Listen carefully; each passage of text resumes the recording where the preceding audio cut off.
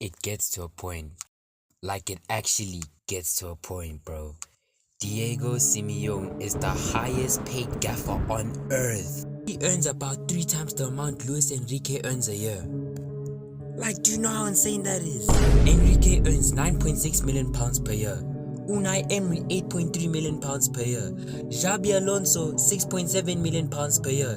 Inzaghi £21.8 million with Al Hilal. Arteta £15.6 million. Guardiola £20.7 million and Arne Slot £6.4 million.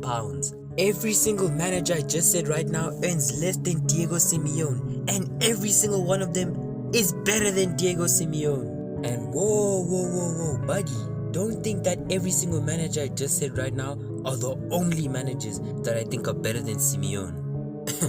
Bro, if I were to just sit here and list every single manager in the world that I think is better than Simeone, by the time I'm done, the World Cup 2026 would have also been done. Now, hey, look, me personally, I am actually a fan of Diego Simeone. I like what he has done with Atleti as a club. I like his personality. I like his confidence, I do like the guy, And I know Atleti fans love this brother so much and have formed such a strong personal connection with him because of how he has transformed their club. Like we all know, before Simeone, Atleti were a club without structure and were barely a mid-table club, and thanks to him, he has transformed Atleti into the 3rd best club in La Liga. But is that it?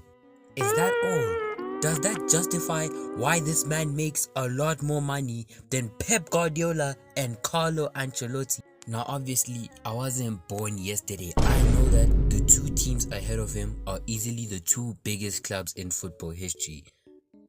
But guys, we can't act as if this guy hasn't been holding back Atleti as an organization for a very, very long time now. This man is making 32 million euros per year just to park the bus every single game. Come on guys, you gotta admit that is kind of crazy. You look at the way that this man played football 14 years ago in 2011 when he first joined the club, and you look at the football that Atleti plays today. Nothing has changed. Nah, that's literally the work of a terrorist right there. I know a terrorist when I see one. Like bro, we're always so quick to clown Arteta whenever he does this, but this is literally Simeone's bread and butter. Simeone bin Laden over here. Bro, Atletico are not Stoke City. There's no reason to park the bus every single game. Okay, yes, they do look the same, but they're not. Okay, look, I'm not one of those football fans who believe a club needs to play a certain way, but I believe a manager needs to evolve and grow with the times, with the eras, Parking the bus as an elite big club in the modern era is kind of crazy. Now, okay, look, there's nothing necessarily wrong with being a super defensive team in today's time. As long as there is a balance, as long as it's flexible. You think of teams like Inzaghi's Inter and even Mourinho's Roma a few years ago. These are the perfect examples of this type of philosophy, And one thing we can see because of this man's refusal to grow and evolve as a gaffer is all the attacking talent that he has wasted, bro. We all remember how hyped up João Felix was in 2019, bro. So many of us believed that he was going to be Mbappe's main rival, the one who was going to challenge him for the Ballon d'Or for the next 15 years. Off of just pure raw talent, yes, he had the potential 100%. But you look at both Mbappe and Felix today, Mbappe has left this guy in the mud. And Diego Simeone's fingerprints are all over the scene. And it wasn't just Felix. Ooh-wee. Streets will never forget about that 16-17 Monaco side with Benjamin Mendy, Fabinho, Falcao, Bakayoko, Bernardo Silva, and Kylian Mbappe. This team was so stacked, and one of the most promising ballers in this team was Thomas Lemar. What a baller, man.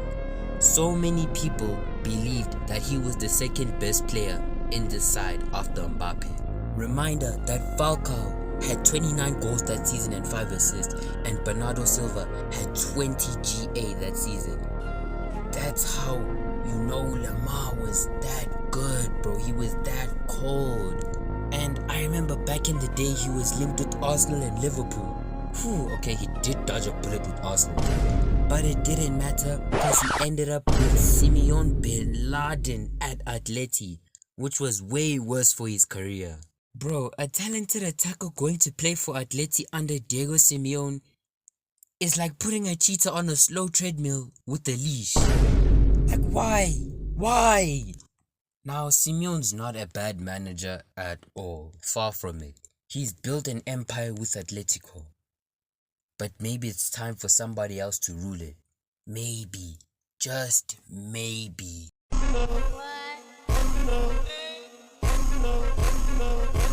Guess you wonder